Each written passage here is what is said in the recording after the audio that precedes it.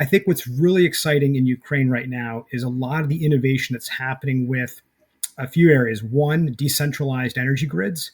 Hmm. So in Ukraine, local officials have a huge amount of authority and power. And this decentralization of authority that happened after the Euromaidan revolution just over a decade ago, one of the big reforms that Ukraine went through that Ukrainian people have been very happy with. Mayors have much greater tax and spend authority than at any time since Ukraine's post independence period. Citizens can engage with their local governments much more effectively. They're very happy.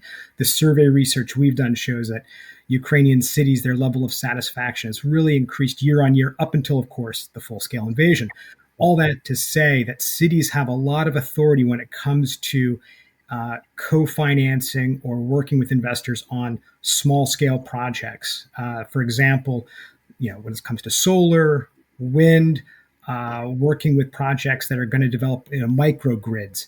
And a good example of this is, we just had, unfortunately, another series of strikes across Ukraine in the last few days. Every night we have Yeah. strikes.